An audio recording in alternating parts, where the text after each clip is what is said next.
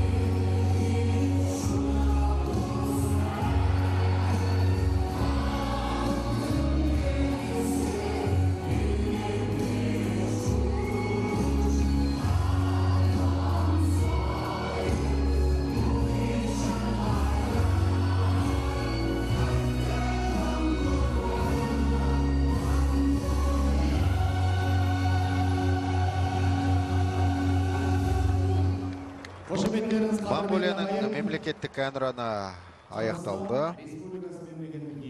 Енді Қырғызстанның киімін тыңдайық.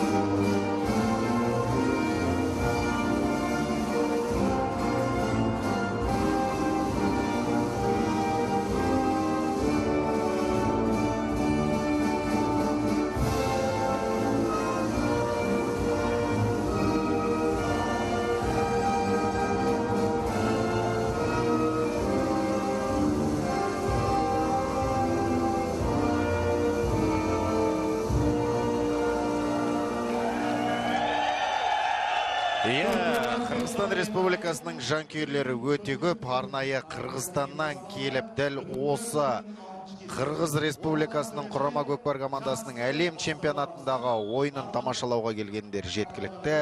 Шатқал есімді азаматты көріп отырмыз. Кезінде Қырғызстанның ұлттық құрамасында өнер көрсеткен. Монголияның тізімі міне дәл қазір сіздердің назарларыңызда. Қуантай Қайыржан, Ғалым Дәулет, Байыс Досжан, Мұрат Ерлан, Айбарс Болат, Досан Ешан, Әбжаппар Әбуғали, Рүстем Арслан, Ақби Бақытбек, Ырыс Тастүлек, Серік Жеңісбек, Мағжан Құрманбек. Міне, осы тізімде Монголияның құрама көкпар командасы өнер көрсетеді. Ал дәл қазір екі команданың да жанкүйерлері өте тамаша. Міне Монголияның құрама көкпар командасы сіздердің назарларыңызда. Екеуі де өте мықты командалар. Қырғызстан құрама көкпар командасы мына тізімде өнер көрсетеді. Жолдашбек Оразбаев, Тыныштық Қабылбеков, Сұлтанұлы Кубаныч, Замирбекұлы Таштемир, Акбар Исамбеков, Асқат Батырбекұлы, Қарпек Ешиев, Нұрманбет Койчукеев, Урмат Раушанұлы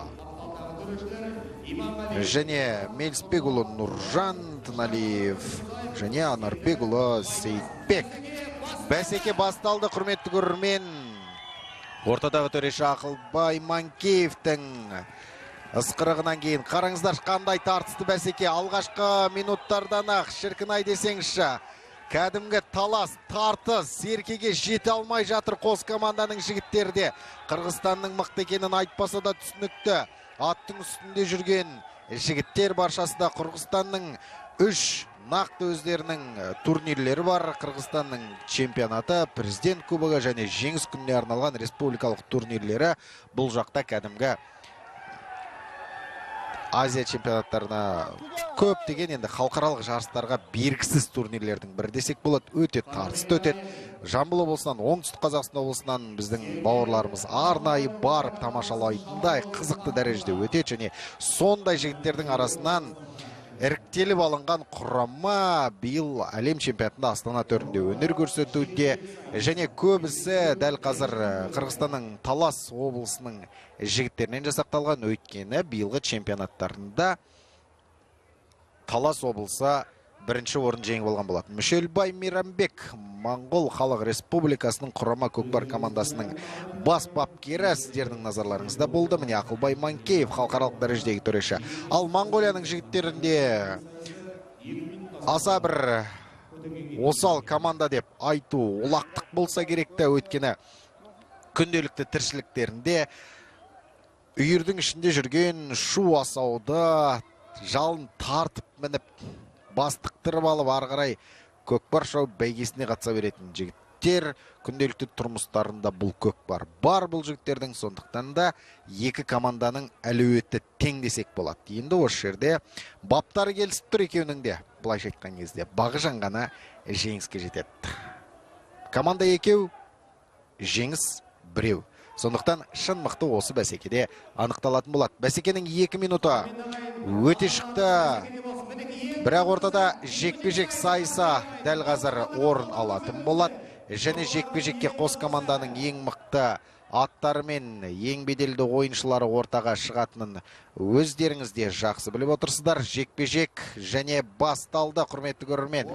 Әрбір секунды, әрбір минуты бұл ойынның, бұл бәсекенің көзді тысқа алмайтындай қызықты болып өтетініне біз кепілдік береміз. Сондықтан Казспорт телеарнасына жақын отырыңыздар, құрметті телекөрермендер. Урмат Раушанұлы мен Рүстем Арсланның арасындағы жекпе-жек және құрметті көрермен, Урмат Раушанұлы қазір Серкені көзілеспейтін жылдамдықпен әкеп мәреге тастағанымен бұл салымға ұласқан жоқ десек те өте қауіпті жағдай. Қараңыздар, қандай тартысты бәсеке, ойынның 3 минуты өте шықты. Әзірге ешқандай да есеп ашылған жоқ. Қырғызстан құрамасының шабуылы әрі қарай жалғасуда. Жанкүйерлердің жан айқайында естіп отырмыз. Моңғол Халық Республикасының қорғаныста да қалай тамаша өнер көрсетіп жатқан көріп отырсыздар. Тақымнан суырып алуға Серкені шақ қалып тұр. Не деген тақым, не деген құрыш қолды білекті балуандар, шіркін-ай. Міне бәсеке, міне көкпар. Қайратты көкпар, нағыз ердің қайрағы. Бабаларымыздың көкпар деген бір құйын деп айтқанын осындайда нақты білетініміз ақиқат, құрметті көрермен. Қараңыздаршы, әрбір секунды бұл бәсекенің қызықты.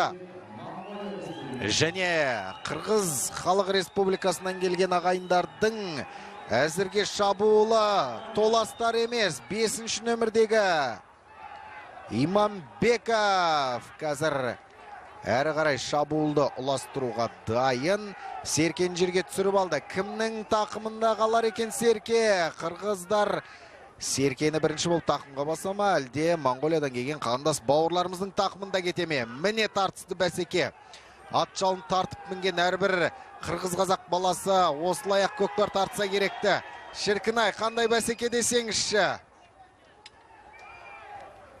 Мінекей моңғолиялық палуандар Серкені тақымға басуға тырысқанмен бір-бірінің қолынан жұлмалап тартып кетіп жатыр қазір. Ай, палуан батырлардың бәсекесі осындай ақ болса, расымен де екі команданың бабы келісіп тұр. Моңғолияның Баян-Өлгей аймағында қазір таңда қоныстанған ат төбеліндей қазақ бар. Нақты санына келетін болсақ 97 мың. Қазіргі таңда сол 97 мың қазақтың арасынан іріктеліп шыққан жігіттер Моңғолияның ту астында, Астананың төрінде жалауын желбіреткен әлем чемпионатында бақ сынауда. Қырғызстан Республикасынан келген жігіттердің барлығы да мықты. Әрине, қырғыздар өздерінің чемпионаттарында өздерінің ережелері бойынша қазандыққа шабады десек те, жерге шаба алмайды деу ол өте қате пікір. Сондықтан да бүгінгі ойын көрсететін болады. Екеуі де мықты команда. Финалға бергісіз ойындардың бірі осы десек шатаспаймыз. Жекпе-жекті қараңыздар, шіркін-ай, аттар қалай қайысып тұр. Сұлтанұлы Кубаныш пен Мағжан Құрманбектің арасындағы бұл тартысты жекпе-жек және Кубаныштың бұл жолы болған сыңайлы. Аттың алқымынан Серкені былайда айналдырып, оң қолмен де, сол қолмен де алып, қос тақымға бірдей салынатыны осы жерде куә болып отырмыз, құрметті көрермен. Кубаныш Сұлтанұлының тақымында Серке. Міне шабуыл, міне тамаша! Серке дәл мәренің ішіне түсті. Есеп ашылды, 1-0. Қырғызстан Республикасының командасы осылайша алға шықты. Не деген жылдамдық, не деген тартысты бәсеке десеңізші, құрметті көрермен. 6 минут көзді ашып жұмғанша өте шықты. Нәтижесінде 1-0 Қырғызстан алды.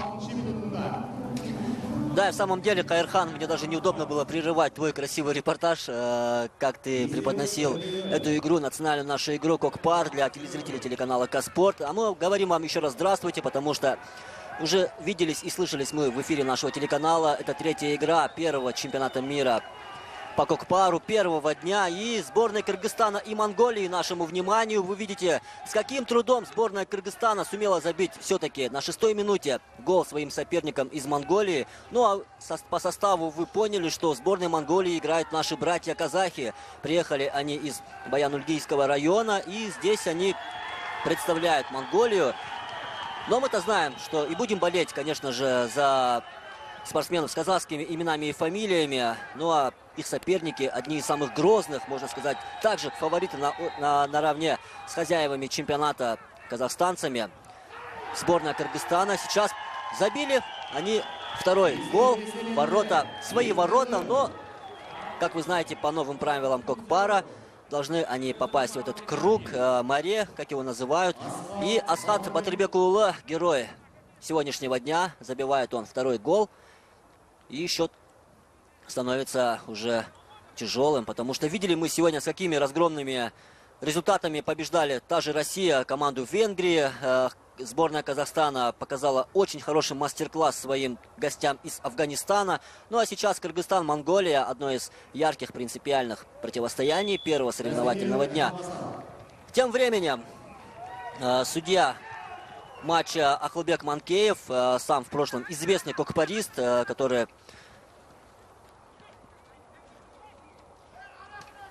прошу прощения, Ахубай Манкеев. Видели мы уже его работу в матче Россия-Венгрия. И сейчас он судит один из самых сложных поединков на сегодняшний день. Кыргызстан-Монголия. Мы знаем, что кыргызы отличаются своим жестким стилем игры. И тяжело против них, конечно же, выступать. До сих пор в памяти у нас противостояние сборной Кыргызстана и Монголии на всемирных играх кочевников. И тогда счет получился не в нашу пользу, было обидно проиграть, но будем надеяться, что на этом дебютном чемпионате мира сборная Казахстана все-таки покажет свою настоящую силу и на родной земле, на стадионе Казанат в Астане в рамках Экспо 2017 мы сможем победить грозных соперников из Кыргызстана. Рүстем Арсланұлының тақымында Серке, монголиялық спортшы, бірақ екі команданың жігіттері де өте тартысты бәсекені көрсетуде. Серке ойын алаңның сыртына шығып кетті. Қазір 4 қапталдағы төреші дәл осы кездесуде қызмет етуде, және ортадағы төреші Ақылбай Манкеев, халықаралық дәрежедегі төреші. Бұл ойын өзгелерден өзгерек болатын айттық. Өйткені екі команданың күші де мықты. Серік Жеңісбек пен Сұлтанұлы Кубанчтың арасындағы бұл жекпе-жек. Қараңыздарша, екеуінің де аттары қандай керемет. Жалпы жекпе-жектің жалпы көкпардың аттарын дайындауда қазір таңда Қырғыз мемлекетінің атбегілері шынымен де алға шыққан. Осы Қазақстан Республикасының даңқын көтерген, қазақтың намысын қорғаған лазер дейтін сәйгүлік бар. Қазір таңда әулиеата сапында өнер көрсетеді. Қаншама жыл бойы сары құрлықты таңғалдырып келген, көрген жұрттың барлығы былайша айтқан кезде аузын ашып көзін жұмған сәйгүліктердің бірі болатын. Қазір қаттырақ кішкене қағып кеткенін көрдіңіздер. Қандай өте қатты ойын екенін көріп отырмыз. Ай, қаттеген ай. Серке ар аунап, бер аунап, кімнің тақымына түсерін өзі білмей жүр. Сол айтпағымыз, құрметті көрермен, қазақтың даңқын шығарған лазерде әулиеатаның сапындағы осы Қырғызстаннан шыққан ат болатын. Дегенмен де біздің елдегі бапкерлердің, оның ішінде Нұрдәулет Момыновтың, Жұлдызхан Тайырбеков сияқты азаматтардың, онымен өнер көрсеткен Құлажан Тоғайбаев, Құрманбек Тұрғанбек сияқты жігіттердің де даңқын көтерген ақиқат. Сонымен міне монголиялық палуан Серкені тақымға басып әрі қарай шабуыл жалғастыруға дайын. Қандай ойын десеңізші. Бір-бірімен талас, тартыс, құйын кәдімгі мына жерде.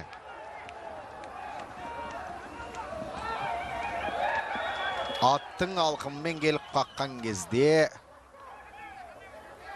аттар да, адамдар да бұл ойын ба, соғыс па деп отқан сияқты. Да, на самом деле, Кайырхан, для неподготовленного зрителя такое зрелище может показаться очень жестоким, очень страшным. Но, как уже не раз повторяли мы в нашем эфире, Кокпар, это несмотря на свои жесткие правила, но эти правила соблюдаются, несмотря ни на что. Здесь уровень травмоопасности очень низкий. По сравнению с другими игровыми видами спорта или единоборствами, в Кокпаре мы никогда практически не слышали о тяжелых травмах. И тем более, что современные правила... И сборная Казахстана, между прочим, пошла первой навстречу этим правилам, и навстречу и Фонду защиты животных, и другим организациям мировым. Сборная Казахстана первой пошла навстречу и изменила ряд своих правил, несмотря на то, что где-то, может быть, кому-то кажется, что потеряет зрелищность. Ну вот сборная Монголии, сумели они забить. После свистка рефери. Серке ойын алаңның сыртына шығып кеткен. Өздеріңізде көрдіңіздер, қайталап көріністен режиссерлар назарларымызға ұсынды. Және Жанбатыр Бекбұсаевтың өзінің қолындағы жалаушасын көтергенін көрдік. Сол кезде Ақылбай Манкеевтің сықырығын тыңдамай барып салғанын көріп отырмыз. Қарпбек Ечиев пен Ақбай Бақытбектің арасындағы жекпе-жекте міне қараңыздаршы қандай тартысты бәсеке болды. Бірақ Серке қайтадан ойын алаңның сыртына шығып кетті. Алаңның шаңын аспанға көтерген бұл қандай тартысты ойын деп отырған шығарсыздар, құрметті көрермендер. Бұл тұңғыш рет қазақ жерінде ұйымдастырылған әлем чемпионатының барысындағы бәсекелер. Бүгін өздеріңіздің назарларыңызға ең үздік деген 3 ойынды ұсындық, және бұл 3-ші ойын Урмат Раушанұлы мен Әбжаппар Абуғалидің арасындағы жекпе-жек. Кім бірінші? Серкеген кейір екен. Екеуінің де әд сайласы өте тамаша, бірақ Раушанұлы Урмат Серкен тақымға басып алды. 9-ші нөмірдегі Қырғыз құрамасының ойыншысы, бірақ шабуылдар қарай жалғастыруға қауқар жетпегенін көрдіңіздер. Серке монғолиялық спортшының тақымында емес. Серке ойын алаңның сыртында. Ойынның 18-ші минуты аяқталуға жақын. Міне сүт пісірім уақыт лезде өте шықты. Нағыз жігіттердің бәсекесін тамашалап отырсыздар. Қазақ айтады, бөрі қағар жігітті бөркінен танисың дейді. Әрбір бөрік киген азаматтардың баршасы да расымен де керемет ойыншылар екенін көрсетіп отыр. Әбуғали Әбжаппаровтың тақымында Серке. Қазір Серке ойын алаңның сыртына шығып кетуге шақ қалып тұр, алайда төрешінің қызыл жалауы көтерілгенге ұқсайды. Көтеріліп қойыпты.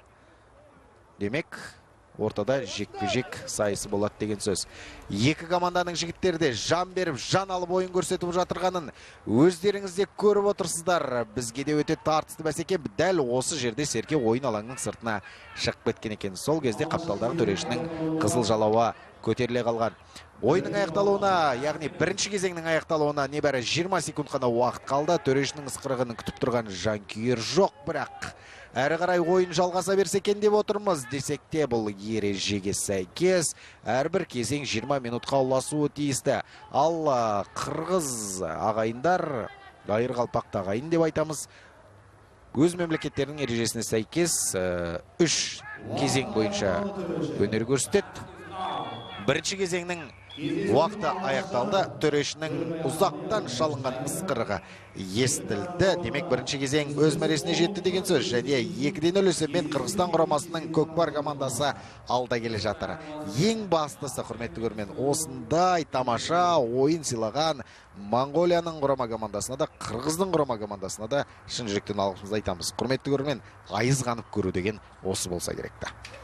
Кыргызстан-Монголия, счет 2-0. Эти 20 минут пролетели как 20 секунд, потому что очень высокий накал борьбы, очень высокая динамика. Все это было на наших глазах. Вот показывают нам режиссеры трансляции. Скажем еще раз спасибо нашим коллегам за эти прекрасные повторы, хайлайтсы. Ну и как вели в этом первом периоде кыргызы, все это останется в нашей памяти. Ну, сборная Монголии на самом деле показывает также высокий класс, потому что уже не раз они участвовали в наших международных турнирах, не раз они были в гостях Казахстана.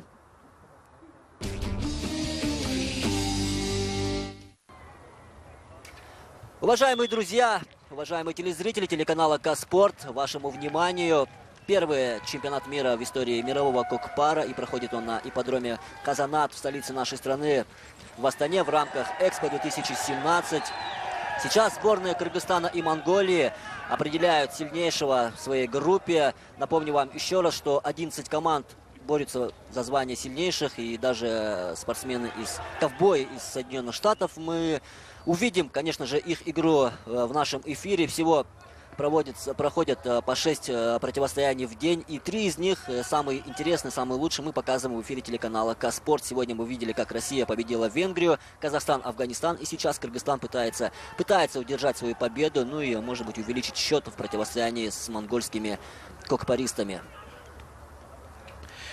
Каспорт телеарнасының эфиріндегі көкпар бағдарламасы және бұл көрсетілім елімізде тұңғыш рет өтіп жатқан, жалпы көкпардың тарихында бүкіл әлемдегі ең алғашқы көкпардан әлем чемпионаты және оның қазақ жерінде өтуі, Қазақстан Республикасының ұйымдастыруы біз үшін мәртебе. Дәл осы орайда, құрметті көрермен, жақсының жақсылығын айт, нұр тасысын дейтін халықпыз ғой. Сондықтан да айта кетуіміз керек. Осы орайда дәл осы бәсекені ұйымдастырған Қазақстан Республикасының ұлттық спорт түрлері қауымдастығына және Қазақстан Республикасының мәдениет және спорт министрлігіне алғыс шексіз. Сондай-ақ республикалық ұлттық және ат спорт түрлері орталығының да ерен еңбегі бар. Сондай-ақ ақпараттық қолдаушы, демеуші Қазақстан Республикалық телерадио корпорациясы, оның ішінде Каспорт телеарнасы екені бәріне түсінікті деп ойлаймыз.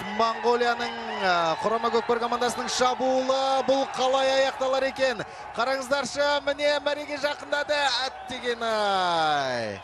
Өте жылдам шабуылды ұйымдастырған Моңғол Халық Республикасының құрама командасы болатын десек те Серке дәл мәренің ортасынан табыла қойған жоқ. Бәсеке әрі қарай жалғасады. Егер Серке мәренің сызығына тиіп жатқан кезде, онда ортада жалпы талас болушы еді. Төрешінің ысқырығы естілуші еді. Қазір ойында әрі қарай жалғастыра беруге рұқсат. Серке ойын алаңның сыртына шығып кеткен сыңайлы. Төрешінің ысқырығы естілді, өйткені енді ортада жекпе-жек сайысы болады. Ойынның 23-ші минута өз мәресіне жетті. Есеп 2-0. Бірінші кезеңнің қорытындысы бойынша өзгерген жоқ. 5-ші нөмірдегі қырғызстандық спортшы қазір 5 минуттық ескерту алды, яғни сары қағаз көрсетілді. Демек, қара нарға 5 минутқа отырғызылады. Ол әрине ойын өрнегін бұзғаны үшін, ережені сақтамағаны үшін шығарылғаны түсінікті жағдай. Сонымен қазір қара нарға отырғызылған спортшы, көкпарша сіздердің назарларыңызда Акбар Имсанбеков. Сары қағаз 5 минутқа отырғызылды. Ойынның 29-ші минутына дейін араласа алмайды. Әбуғали Әбжаппаровтың тақымында Серке керемет шабуылды ары қарай жалғастыруға мүмкіндік бар. Аттың басын кері қарай бұрады әлбетте. Өйткені өз мәресі алшақта, керісінше кетіп қалғанын көрдік. Аттың басын қанша бұрса да тізгіндей алмай келе жатқанын көрдіңіздер. Бұл әрине қорғаныстың нәтижесіндегі дүние. Қырғызстандық палуанның қалай қорғана білгенін және Әбуғалидің тақымындағы Серкеге қалай жабысқанын өздеріңізде байқаған боларсыздар. Ортада қайтадан жекпе-жек сайысы болуға тиісті, өйткені Серке ойын алаңның сыртына шығып кетті. Екінші кезеңнің 5 минуты өте шықты. Ортада жекпе-жек сайысы.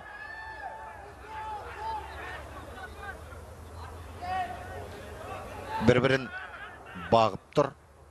Ұрымтал сәтті күтуде Урмат Раушан ұлы мен Ғалым Дәулеттің арасындағы жекпе-жек кімнің мерейі үстем болады екен? Қараңыздар, қандай қырағылықпен өнер көрсетуде? Әттеген-ай! Монғолиялық спортшы бірінші болып еңкейгенімен Урмат Раушан ұлының шеберлігін қандай екен көрсетті. Тақымда Серке шабуылға басқан, аттың жылдамдығында шек жоқ енді расымен де, бірақ Серкені ойын алаңның сыртына шығарып алды. Ортада қайтадан жекпе-жек сайысы болады. Ортадағы шеңберге Серке тасталады. Понимают монголы, что сейчас у них хорошая возможность забить гол, потому что получил один из кыргызов 5-минутное удаление и хорошая возможность для того, чтобы нагнать счет. Но сейчас стараются опять в центре Рустем Арслан против Султан Улу Кубаныча. Пытаются взять первым Серке в свои руки. Муляж. Уже говорили мы не раз о том, что сейчас на месте настоящей туши козла используется муляж, который состоит из силикона и из других твердых примесей. Тяжело разорвать его, хотя мы знаем силу кокпаристов. Вот снова кыргызский всадник берет свои руки и, прижимая ногой, ну, это самое такое вот наглядное показывает нам кыргызский кокпарист, как нужно держать прочно тушу козла. Ну и монголы пытаются разорвать. Вот сейчас буквально врезается 9-й номер в эту гущу кокпаристов. И 3-й номер Кубаныч сборной Султанулла. Кыргызстана. Удастся ли нет на самом деле. Тяжело на самом деле попасть, привыкшие к тому, что нужно казандык кидать Серке кыргызские кокпаристы. Они, наверное, сложнее всего сейчас берут, как говорят, поменять свое мировоззрение, поменять то, что нужно тушу кидать именно в круг, а не в полутораметровую, высотой 1,5 метра спортивное сооружение. Ну, здесь, тем более, что видели мы, что муляж отличается своей прыгучестью, и нужно отдельное искусство для того, чтобы забить гол. Қырғызстан Республикасының құрама көкпар командасының ойыншысы қаранарға отырғызылған уақыт аяқталуға жақын. Соның өзінде Моңғол Халық Республикасының спортшыларына 3 спортшымен тойтарыс беріп, қандай шабуылдарды ұйымдастырып жатқанын көріп отырмыз. Міне шеберлік, жалпы көкпар командалық ойында тек күш, жігер, жүрек қана басты назарда емес, тактикада бұл жерде өте маңызды рөл атқарады. Сондықтан Қырғыз мемлекетінің ойын тәртібі, тактикасы, шеберліктері жолға қойылған. Қырғызстан Республикасының 4-ші ойыншысы ойынға араласуына рұқсат. Қаранардағы шегерілген 5 минут уақыт аяқталды. Қандай тартысты бәсеке? Қырғызстанның бапкерін қараңыздар, шығарға жаны мұрнның ұшына дейін жетіп, барынша өзінің балуандарына қолдау көрсетуде. Асқат Батырбекұлы қазір тамаша салым. Не деген шабуыл, не деген салым. Көз ілеспес жылдамдықта есепті 3-0-ге жеткізіп кеткен Қырғызстан құрамасының ойыншысы Асқат Батырбекұлы. Керемет қой, құрметті көрермен, керемет. Не деген тартысты бәсеке десеңізші.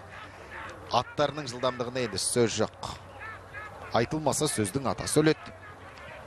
Қырғызстанның жалпы көкпар бәсекесіндегі орны әлем халықтарының ішіндегі ерекше екенін атап өткеніміз жөн. Да, в самом деле, очень бурно отреагировали на 3-й гол кыргызские кокпаристы. После длительной паузы удалось им все-таки попасть в этот круг в море. Ну, как уже говорил Кайырхан, на самом деле для кыргызов кокпар также имеет большое значение, практически на уровне религии, как для многих видов, допустим, в Англии футбол, для Канады хоккей, также и для кыргызов кокбары называют они кокпар, и очень сильно развит, очень хорошая школа у них кокпаристов на сегодняшний день. Ну и можно сказать, что очень грозный соперник у нас на этом чемпионате мира. Будем ждать, конечно же, еще много дней до окончания чемпионата мира. И не раз, я думаю, встретится сборная Кыргызстана и Кыргызстана. Ортада жекпе-жек сайысы Урмат Раушанұлы Серкен тақымға басты, қазір шабуылға шығуға беттейді, және жеке дара жалғыз өзі шығып кеткенін көрдіңіздер. Бұл салым болуға тиісті, және жалғыз өзі келді мәренің үстінде. Салым әрине. Монғолиялық спортшы салым болып жатқан Серкен жылып кетуге тырысқанмен де онысынан ештеңе шықпай қалды. Ойынның 32-ші минутында есепті 4-0-ге жеткізген Урмат Раушанұлы Талас облысының құрамасында өнер көрсетеді. Биылға Қырғызстанның чемпионы. Өздерінің тілдерімен айтқанда Көкбөрі.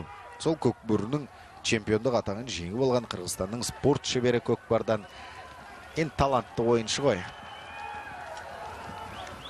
Міне екі палуанның арасындағы тартыс. Серкен ар жылқылап, бер жылқылап, шіркін сирақтан айырылып қалар ма екен бұл Серке? Сақтады құдай. Ойын алаңның сыртына шығып кетті. Сыртқа шықпағанда бәлкім Серке екіге бөлініп қалар ма еді. Екеуі бір-бірінің қолынан жұлып алардай қандай тартыспен алма кезек тартысып келе жатыр.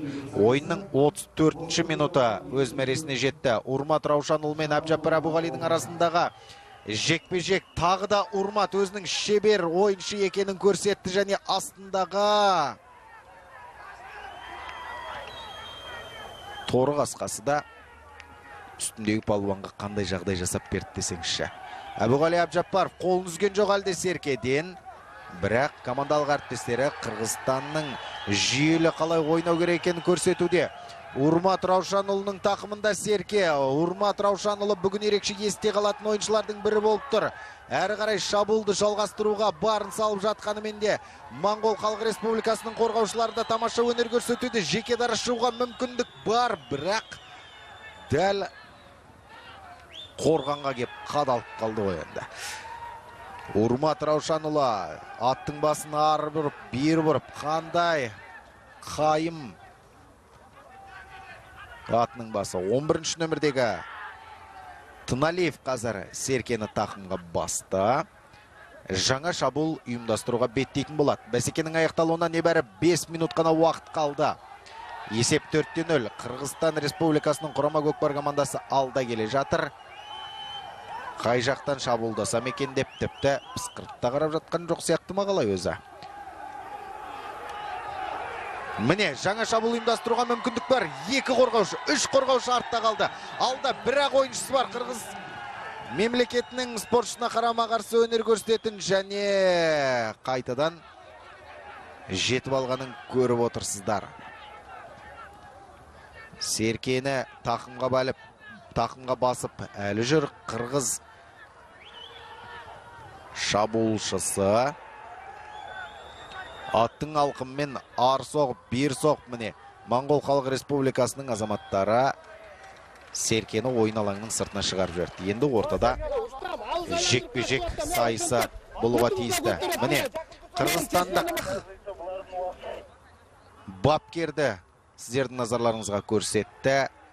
Жан шығардай жанкер екені белгілі. Сұлтанұлы Кубаныш пен Қуантай Қайыржанның арасындағы жекпе-жек. Кім бөркін аспанға лақтырады екен? Кімнің қуанышы? Үстем болады. Көрейік. Екеуі де ұрымтал сәтті күтіп тұр. 3 минуттан аз уақыт қалды бәсекенің аяқталуына. Бұл уақытта енді Моңғол Халық Республикасының азаматтары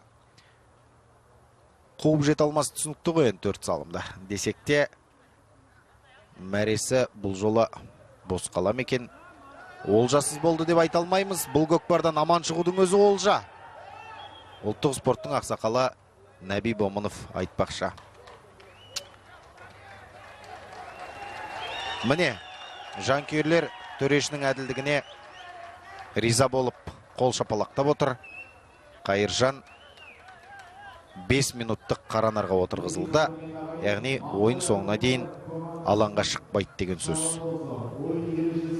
Бірінші нөмірдегі ойыншы Қайыржан Қуантай төрешінің сары қағазын алды. Яғни еңкейіп жатқан жағына қарай жекпе-жекте аттың екпінімен қаққаны үшін Ақылбай Манкеевтің осындайда әділ төреші екенін анық байқауға болады. Бәсекенің аяқталуына небәрі 1,5 минут қана уақыт қалды. Есеп 4-0. Қырғызстан құрамасының алда келе жатқаны кімге де болсын түсінікті. Жекпе-жек ортада. Әлде бәсекенің жылдамдығы басылған жоқ.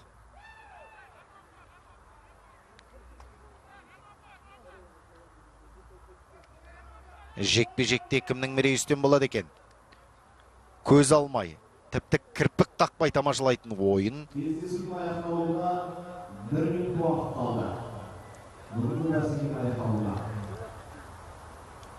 Монғолияның тарапында өнер көрсететін Қуантай Қайыржанның қаранарда отырғанына қазір 45 секундты көрсетіп тұр.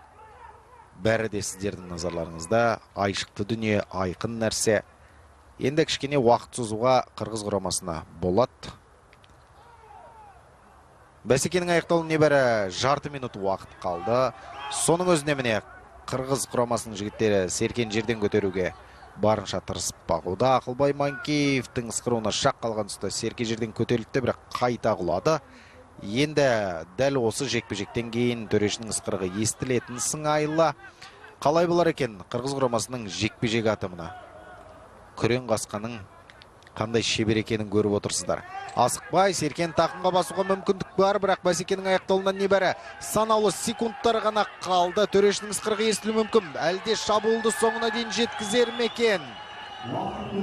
Иә, төрешінің ысқырығы естілді. Уақыт осылайша өз мәресіне жетті. Қырғыз мемлекетінен келген жанкүйерлердің қуанышында шек жоқ, қараңыздарша. Өздерінің қызыл туларын аспанда желбіретіп, алғашқы жеңістерін тойлауда. Әрине, Қазақстан құрамасы мен Қырғызстан құрамасы бұл көкпар бәсекесіндегі ең айтулы, ең мықты командалардың бірі екені айтпаса да түсінікті жағдай ғой. Сондықтан біздің болжам енді ақтық бәсекеде қос команданы күтеміз деп ойлаймыз. Әрине, кім біледі? Да, и в самом деле Кайырхан один из самых ярких, непримиримых соперников на любых турнирах. Это сборная Казахстана и Кыргызстана.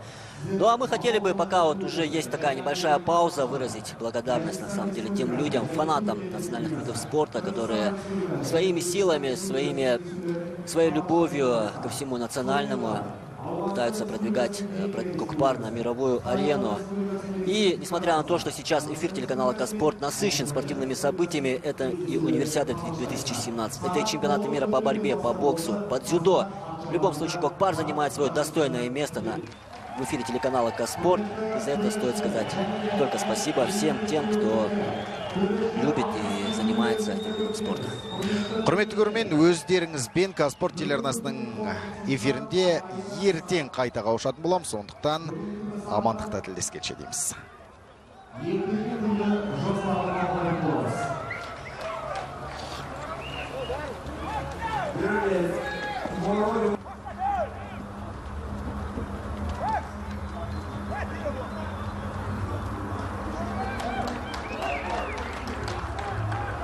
Max, Serkin abi.